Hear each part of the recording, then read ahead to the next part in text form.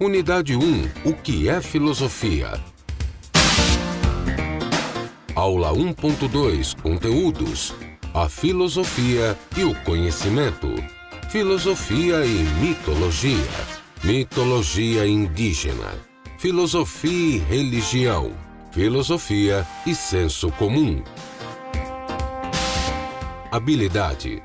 Perceber outros tipos de conhecimento, outras maneiras de pensar e suas relações com a filosofia. Então, gente, retornando aí às nossas reflexões da filosofia, nós estamos aqui no momento de espanto, né? Primeira vez que vocês estão ouvindo falar dessa disciplina de filosofia. Essa disciplina aí que tem de fazer com que nós pensemos sobre a realidade, vamos pensar sobre todas as coisas mais profundamente, né? Sobre todas as coisas do mundo. Não é um pensamento qualquer, né? Não é um pensamento acabado, ele está em constante movimento, mesmo porque o ser humano se transforma constantemente. Então, ele está em constante devir, como nós falamos na filosofia. E aí, né, a filosofia, ela cria seus métodos. Quando eu peço para vocês, meninos, pensem, né? Vamos pensar sobre a realidade. Você vai colocando aí seus questionamentos, vai anotando aí para depois a gente fazer um momento de interação. Dentro dessa questão da filosofia é importante ter a parte dialógica. Nós somos seres que nos comunicamos, né? Eu preciso interagir com vocês para saber o que vocês estão pensando. Vocês precisam desenvolver os pensamentos, né, sobre a realidade, sobre a escola, sobre o trabalho, sobre a política, sobre as questões sociais, né? Isso tudo está aí envolto às questões filosóficas, tá certo? Então, nesse primeiro momento, nós vimos que a filosofia ela não é uma opinião qualquer. Não é um pensar, né, sobre simples da realidade. É um pensar aprofundado, teorizado, conceitual, como nós falamos. Apesar desses conceitos não serem acabados, né? Lembra do Sócrates? Só sei que eu nada sei. Porque eu me coloco nesse mundo, né, a partir dessa noção, né, de que eu preciso conhecer as coisas profundamente. Há um movimento dentro do conhecimento. E o conhecimento, ele traz aí, né, aquilo que é mais poderoso. Ele traz aí sabedoria, faz com que a gente tenha uma visão ampla de mundo, faz com que o ser humano se desprenda dos preconceitos, né? Então, o conhecimento, a gente sair da ignorância, sair da caverna e ir de encontro à luz. Isso tudo é o amar a sabedoria, é o amor, né? A amizade pela sabedoria, eu prefiro chamar desse jeito, né? Onde você vê que o conhecimento ele é importante para a nossa existência, para a nossa vida. E aí a filosofia e opinião. A opinião é um pensamento subjetivo, cada um tem a sua sobre determinados assuntos. Uma ideia vaga sobre a realidade, que não tem fundamentação e na maioria das vezes nem pode ser explicado. Né? É um exemplo que a gente vai falar daqui a pouco sobre a questão do senso comum. O senso comum eu posso associar à opinião, né? Quando eu digo assim, olha, tô com dor de barriga. E aí casca de laranja, né, seca, você coloca no sol e aí faz um chá e ela melhora, né, é bom para dor de barriga. Nós não temos nem nós, né, amazônidas, a nossa avó passou isso pra gente, a nossa avó passou para nossa mãe que passou pra gente. E aí nós não temos nenhuma investigação científica. Né? Nós não fizemos um estudo, não teorizamos nada, não fizemos ali uma análise em laboratório para saber se a casca de laranja é bom. Isso é uma sabedoria, né, do senso comum. São os primeiros pensamentos, o pensamento primitivo, como nós chamamos. E esse pensamento, ele é muito importante na nossa vida, que é a partir daí, né, que nós começamos a esmiuçar a realidade, a fazer outros questionamentos. Então, quando eu falo de opinião, né, muitas vezes as pessoas, por que você pensa de determinada maneira? Porque sim. Já dizia, né? Porque sim não é resposta. A partir desse espanto, né, com o mundo, você tem até uma obrigação do ser humano de se espantar, de não se acomodar com os conhecimentos prontos, né? Então, a partir daí, a gente começa a filosofar nesse mundo. E aí a filosofia aí deixa de ser opinião, uma opinião simples. A filosofia é diferente, é uma prática de elaboração própria de ideias. Ela também parte da opinião, mas a recusa como verdade e vai além da opinião. Todos os filósofos, né, vão trazer várias teorias. E vão trazer teorias sobre várias coisas da realidade, sobre a ética, sobre a estética, sobre o conhecimento, sobre a importância da razão, a importância da experiência, né? E aí, a partir daí, nós vemos uma fundamentação dessa realidade. E aí, vamos lá para o nosso desafio do dia.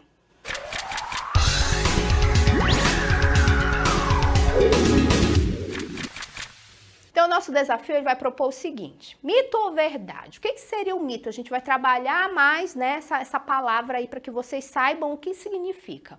E aí, comer de 3 em 3 horas emagrece? Mito ou verdade? Isso é verdade, né? Ou tem aí uma mentira? Mentira. Geralmente esse termo é associado a mentira, mas aí a gente vai aprofundar um pouco mais. Vamos lá para a nossa aula.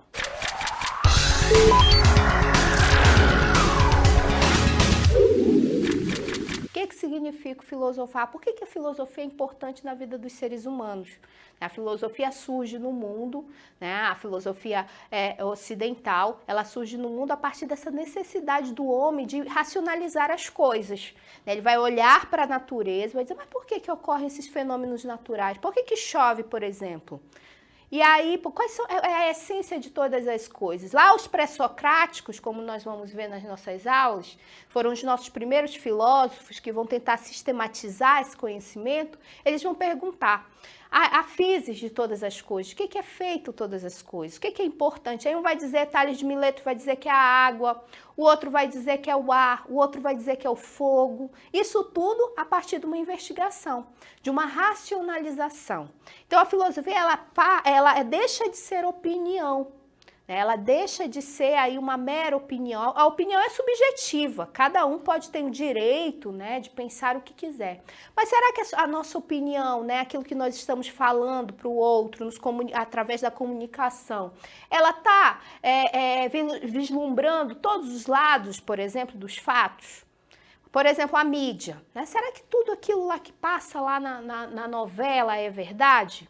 Aquela representação, né, da adolescência, por exemplo, na novela é verdade? Está condizente com a nossa realidade? Né? O que está ali? Onde está a incoerência, por exemplo? Então, isso tudo aí, né, são questões de cunho filosófico, onde a gente começa a tentar aí desvelar a realidade das coisas, a realidade dos fatos. Eu, como um ser único, né, individual, a outra pessoa, onde a gente tem essa relação, né, dentro dos grupos sociais, a família, a escola, né, nós temos todas essas duas dimensões, a dimensão individual e a dimensão coletiva. Então, isso tudo aí envolve a questão do filosofar. E aí vamos assistir para falar um pouco dessa questão do mito. Qual a diferença, professora, do mito e da filosofia? Determinado ponto da história lá do pensamento ocidental, há uma ruptura. O ser humano não vai mais se contentar com as ideias, né, dos deuses gregos. Ele não vai mais se contentar com a Ilíada e a Odisseia, que vão tratar justamente dessas histórias míticas, né, de cunho mítico que tem uma estrutura específica. Ele vai começar a questionar a realidade como ela é. Ele vai começar a querer mais, né?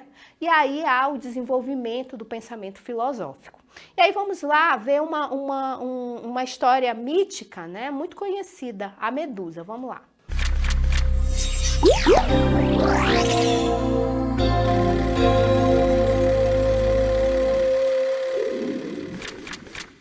A Medusa é uma figura do mundo mitológico da Grécia Antiga. Representada por uma mulher com enormes serpentes na cabeça, possuía também presas de bronze e asas de ouro. As lendas e mitos gregos contavam que ela tinha o poder de transformar em estátuas de pedra as pessoas que olhassem diretamente em seus olhos. Era uma das 3 irmãs Górgonas, porém, ao contrário das outras 2, Euríale e Steno, Medusa era mortal. Era filha de Ceto e Fórcis, divindades marinhas. Assim como suas outras 2 irmãs, foi transformada em monstro pela deusa Atena. Na Grécia Antiga, quase todas as pessoas tinham medo da Medusa. De acordo com a mitologia, ela habitava o extremo ocidente da Grécia, em companhia de suas irmãs. Na mitologia grega, Medusa foi morta pelo herói Perseu. Usando o seu escudo de bronze bem polido, olhou para ela através do reflexo para não ser transformada em pedra. Após decapitá-la, entregou a cabeça à deusa Atena, que a fixou ao seu escudo. Então eu trouxe para vocês hoje somente uma das histórias míticas, né? Vamos ter outras histórias aí envolvendo, né, esses seres míticos. E aí há toda uma especificação dentro dessa história para ela ser mítica, né? Uma caracterização. Geralmente, né, um ponto importante é que os deuses, eles tinham características humanas, por exemplo, dentro do politeísmo grego.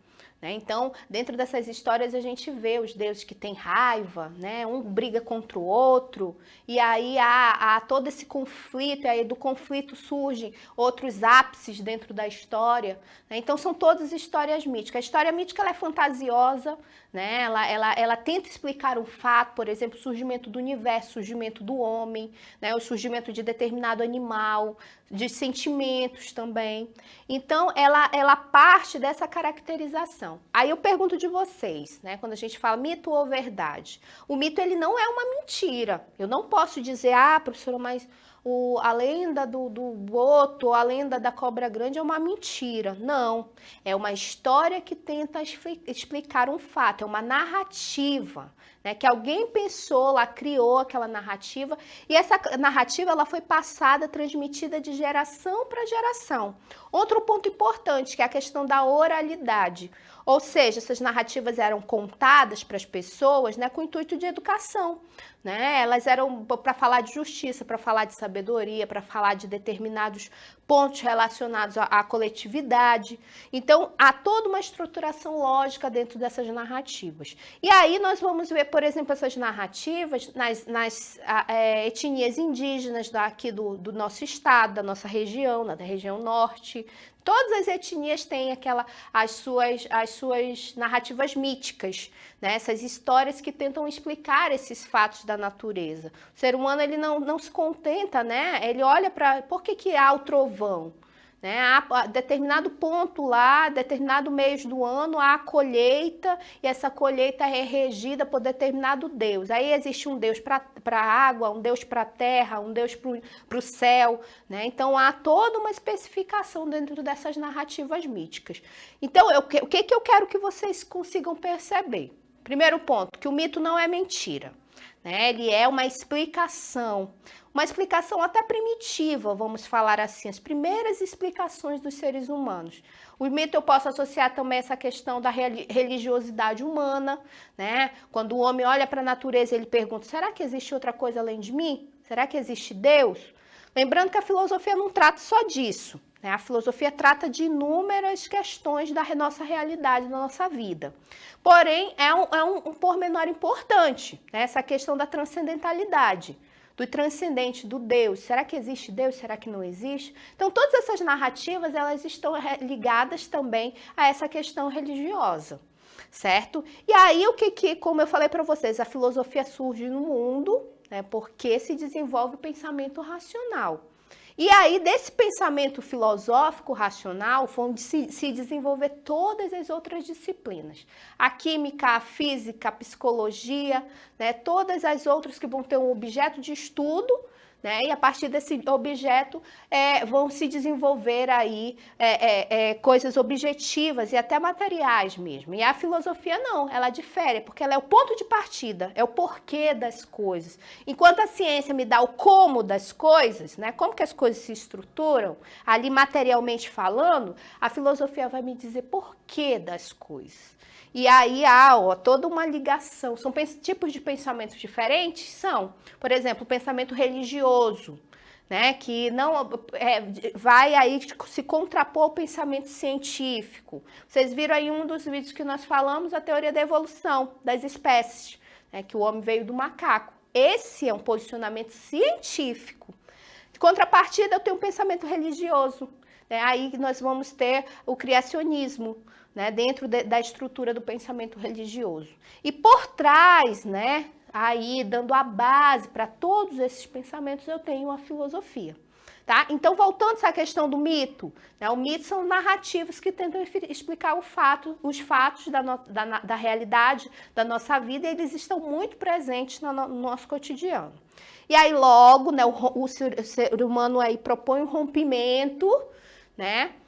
E aí começa a se desenvolver o pensamento. E aí o pensamento mítico, então, só para a gente dar uma definição, o mito explica o mundo e tudo que acontece nele de forma simbólica, utilizando-se da linguagem narrativa e da transmissão de ideias entre gerações. Então, prestem atenção.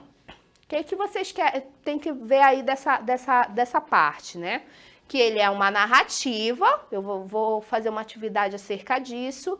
O mito é uma narrativa passada de forma oral, contada, falada, né? E aí que transmite essas ideias de geração para geração. Essa é a definição do mito. E aí, prosseguindo, filosofia, outras formas de pensar. Nós estamos vendo aqui as inúmeras formas de pensar do ser humano. E aí as lendas estão associadas ao pensamento mítico. É uma narrativa fantasiosa transmitida pela tradição oral através dos tempos. Ela difere, né, das narrativas, por exemplo, gregas, né? A lenda ela não tem um compromisso com a realidade. A lenda, ela traz aí geralmente um personagem fantasioso, né, da imaginação. Aí vocês estão vendo aí o Curupira, né? Estão vendo o Boto, que são figuras que eu trouxe para vocês porque a gente conhece, isso está na nossa realidade. Em algum momento da nossa vida, nós vimos essas histórias. Né? Então, ela não tem um compromisso com a realidade. Essas narrativas, né, elas vão sendo transmitidas também de forma oral, de geração para geração. E aí a filosofia, outras formas de pensar. Lendas, né, de caráter fantástico ou fictício. As lendas combinam fatos reais e históricos com fatos irreais, que são meramente produto da imaginação humana, aventuresca. Uma lenda pode ser também verdadeira, o que é muito importante, né? Uma lenda também ela pode ser aí partir de um fato que ocorra na realidade. Por exemplo, alguns sociólogos afirmam, né, que a lenda do Boto, na realidade, ela foi criada para explicar o incesto das famílias no Ribeirinhas, né? Então, geralmente, a moça, né, tinha aí, ou era violentada ou abusada por alguém da família, e para explicar essa gravidez, né, se criou essa história de que o Boto se personificava em um homem, né, e abandonava a moça grávida. Então, há todo aí um estudo, né, um estudo sociológico mesmo dessas comunidades ribeirinhas que criaram, né, que onde se criou essa história para se esconder até uma violência, né, uma violência contra a mulher aí. Tá? Então, há esse pormenor importante aí dentro da criação dessas lendas. E aí o mito da filosofia, outras formas de pensar, mito e lenda. Tem o objetivo de explicar algumas coisas ou algum acontecimento. Recorre a forças sobrenaturais para explicar fenômenos naturais. As narrativas míticas, elas têm essa caracterização. Elas são fruto da imaginação humana, né? Então há toda uma história aí que tem os seus pormenores, seus detalhes nessas histórias. Mas se a gente for analisar, essas histórias deixam muitas lacunas, né? Os personagens, elas deixam muitas lacunas, porque justamente elas são frutos dessa imaginação. Então, o ser humano, quando ele se depara com essas histórias, eu posso dizer que são os nossos primeiros conhecimentos, tanto o senso comum quanto as histórias míticas, né? São os nossos primeiros conhecimentos. E aí, a partir daí, nós vamos investigar a nossa realidade. Aí eu já adentro ao pensamento filosófico. Então, percebam a diferença entre os tipos de pensamento. E aí, só para a gente adentrar mais essa questão da lenda, vamos assistir uma lenda que todo mundo conhece, a lenda do Boto.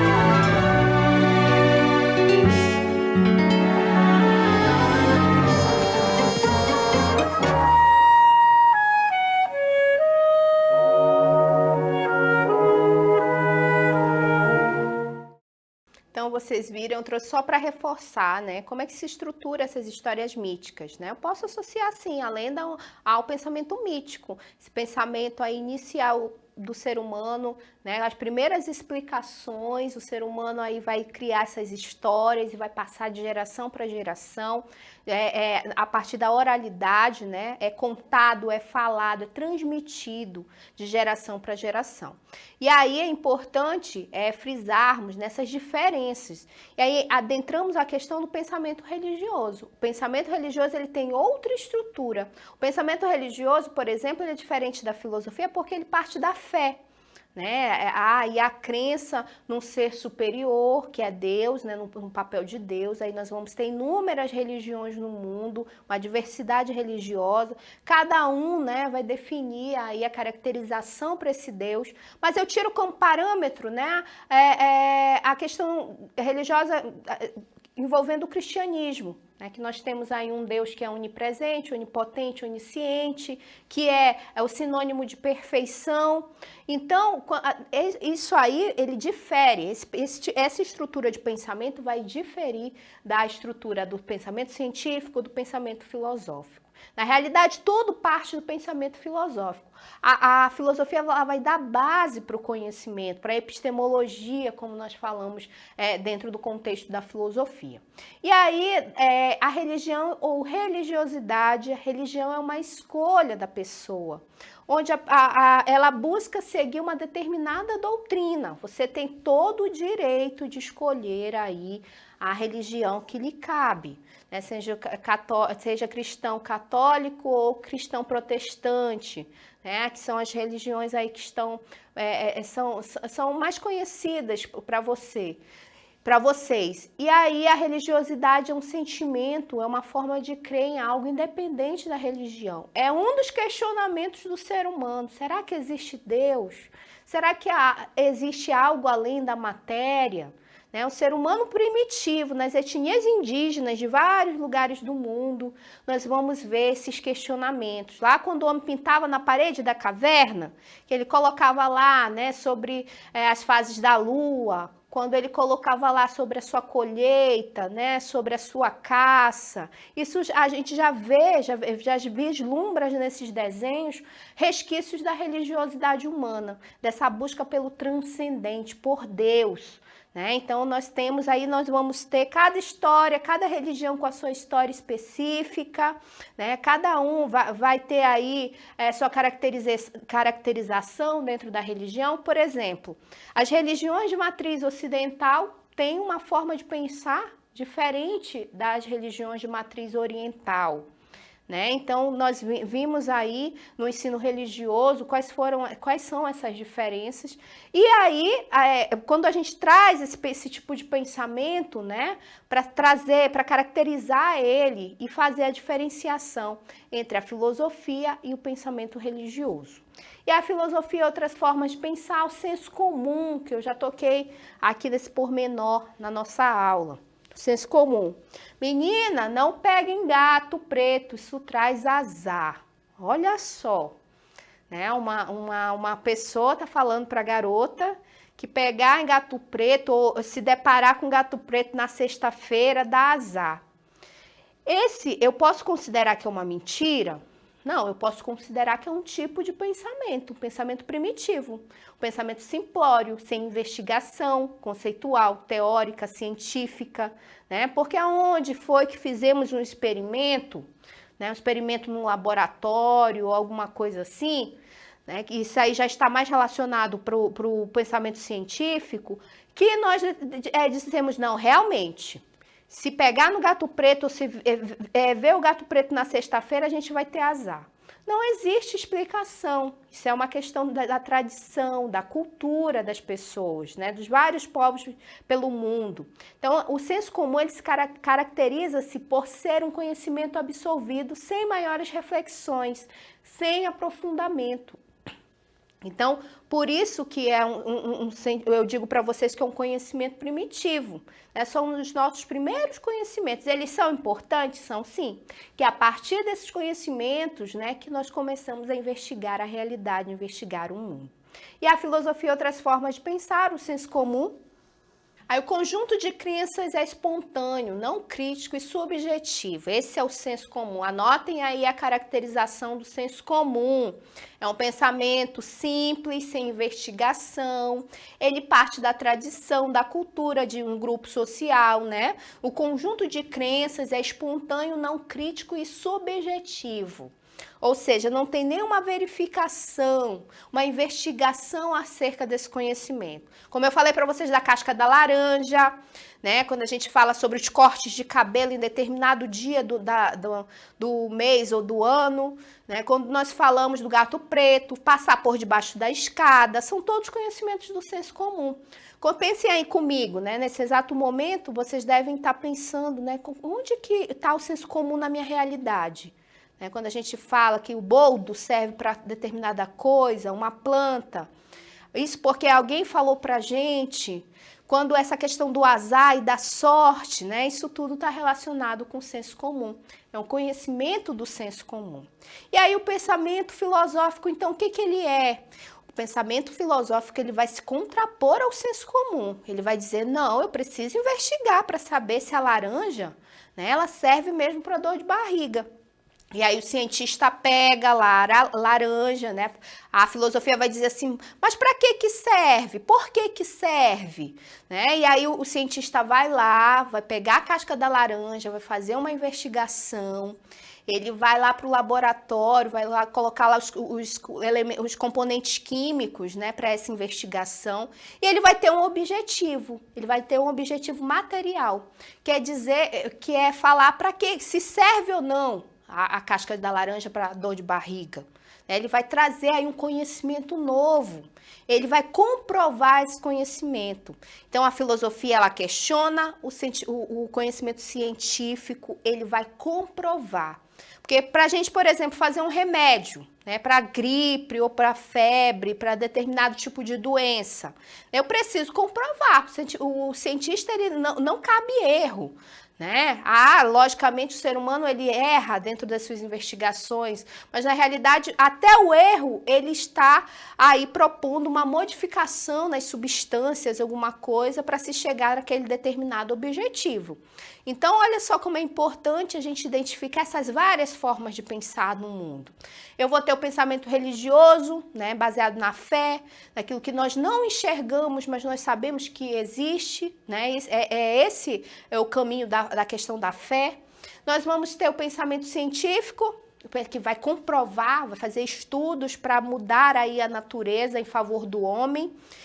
E vamos ter aí, abarcando tudo, o pensamento filosófico, o porquê das coisas. O ser humano só chega na ciência porque ele passa pela filosofia. Ele só chega na matemática, na química, na física, porque os pré-socráticos, lá no início, né, vão perguntar qual é a essência de todas as coisas. Então, por isso que é importante a filosofia. É importante você perceber que o desenvolvimento do pensamento é necessário para o ser humano, porque o ser humano está em constante transformação. E aí, então, o que seria o pensamento filosófico, professora? A filosofia não é um conjunto de conhecimentos prontos, um sistema acabado, fechado em si.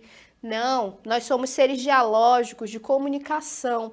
Nós necessitamos nos comunicar com as outras pessoas, né? Nós necessitamos vivenciar esse mundo, nós somos seres empíricos, que necessitamos ter experiências a partir dos 5 sentidos. Eu necessito tocar as coisas, visualizar as coisas, né? E a partir disso e dos meus pensamentos anteriores, a gente cria aí teorias, né, métodos da filosofia relacionados à questão da importância do conhecimento. Então, a filosofia é tudo isso. Então, por isso que eu digo, eu não consigo fazer com que ensinar vocês a filosofar. Ninguém pode ensinar uma outra pessoa a filosofar. Nós colocamos o problema, nós mostramos que o ser humano tem a possibilidade de se espantar nesse mundo, né? A filosofia, ela traz no primeiro momento um espanto.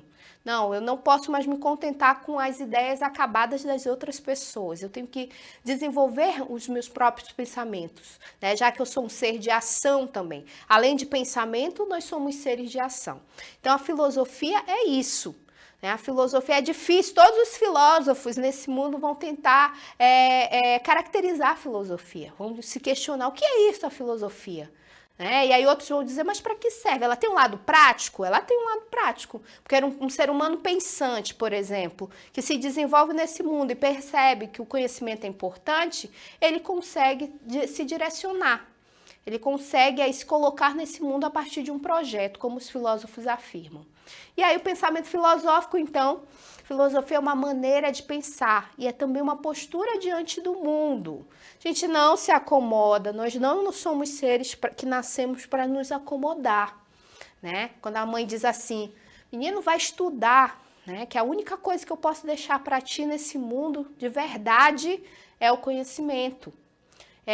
O estudo, né? Então nós temos que perceber, a mãe já está ensinando aí um valor ético, também os valores éticos, já está ensinando para a gente o quanto que é importante a gente pensar sobre todas as coisas do mundo. Quem pensa não é mais enganado, não é enganado mais, por exemplo, pela mídia. A gente passa a ter uma visão crítica do mundo quando você lê alguma coisa, quando alguém te conta alguma coisa.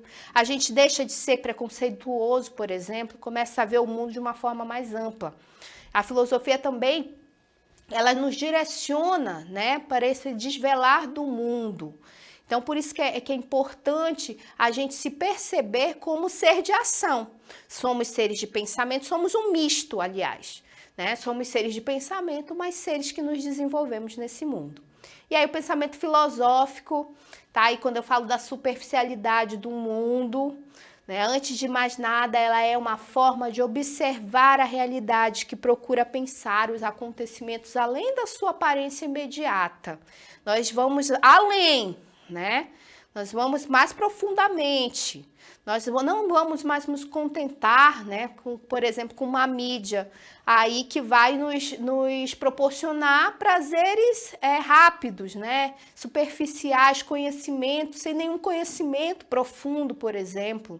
A gente sempre vai se questionar sobre a música, o tipo de música que eu escuto, né, o tipo de leitura que eu faço. Se não faço leitura, vou passar a fazer uma leitura agora. A gente ter vocabulário, por exemplo, é importante. A gente ter aí conhecimento teórico é importante, porque nós estamos em construção. Conhecimento, né, faz com que a gente se construa todos os dias. Então, por isso que é importante a gente refletir sobre esses pormenores. E aí o pensamento filosófico, para a gente caracterizar, ele pode ser voltado para qualquer objeto. Pode pensar sobre a ciência, seus valores e seus métodos. Pode pensar sobre a religião, a arte, o próprio homem em sua vida cotidiana, né? Então a arte vai estar sempre ligada à filosofia, a religião também, a ciência, né? Então a filosofia está em todos esses campos. Aí eu trago, né, a imagem do desafio que dizia: por que devo filosofar? Porque eu preciso aprender filosofia? Há uma utilidade na filosofia, já que ela é a essência de todas as coisas? Eu posso dizer, né, que há praxis, né, que há uma utilidade quando eu adentro no campo da ética, por exemplo. O que é certo e o que é errado em determinada situação dos seres humanos, dentro das relações sociais, dentro do campo político, né? Então eu posso dizer que é uma prática. E aí logo a gente desenvolve aquele pensamento. O ser humano é um misto das coisas. Ele vai tanto pensar quanto ele vai agir. Ele vai transformar esse mundo. Então, por isso que a filosofia é importante, por isso que a gente verifica, né, essa história da filosofia que começa lá na Grécia Antiga, né, no sistema de governo que eles tinham, nas possibilidades de pensamento, como que ele se desenvolve dentro da questão do coletivo também, que isso tudo vai diferir e vai propiciar aí o surgimento da filosofia. E aí o mito ou verdade? O mito não é uma mentira, né? Eu trouxe aí só uma reflexão. Comer em 3 horas emagrece, né? Muitas das vezes a gente associa esse termo, mito, a algo muito, algo espetacular, né? Ou a mentira. Mas, na realidade, o mito é a tentativa de explicação de um fato. Aí o pensamento mítico, que nós vimos toda a caracterização dele, quanto que ele é o ponto de partida para os seres humanos pensarem, né, e formularem tudo. E a partir disso nós vamos ter a ciência, o desenvolvimento da tecnologia, o desenvolvimento de muitas teorias, né, de vários filósofos aí da modernidade, da pós-modernidade, que vão tratar, né, de inúmeros assuntos, vão analisar a questão histórica, vão analisar a questão do ser. Então isso tudo, né, a base disso tudo é a filosofia. E a base também para o surgimento das outras disciplinas, a psicologia, a biologia, a física, né, são todas as disciplinas que surgem justamente desses questionamentos da filosofia.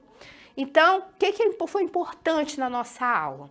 Importante na nossa aula hoje foi essa pergunta inicial, o que é filosofia, que eu espero que vocês não esqueçam, né? Que é a partir dela, quando a gente consegue caracterizar, eu quero que vocês pensem e deem, né, uma definição a partir das suas próprias palavras, né? O que é? O que eu considero filosofia? Então, já que a professora está dizendo que é importante pensar, é importante racionalizar a realidade. É importante, né, eu pensar sobre mim mesmo e pensar sobre o outro, pensar sobre o mundo. Então, nós vamos, a partir dessa nossa primeira aula, né, falarmos um pouco de história da filosofia, né, contar um pouco, falar de Sócrates, Platão e Aristóteles, e logo em seguida, né, nós vamos sempre fazer aí se tocando ao pormenor de que a filosofia ela está presente na realidade, ela não está além, Eu não posso dizer que a filosofia está lá no livro. A filosofia só é para quem é filósofo. A filosofia é para todas as pessoas, porque todas as pessoas têm essa capacidade de pensar e de racionalizar as coisas. Então, eu agradeço a todos que participaram, né? E amanhã, e na segunda-feira a gente continua.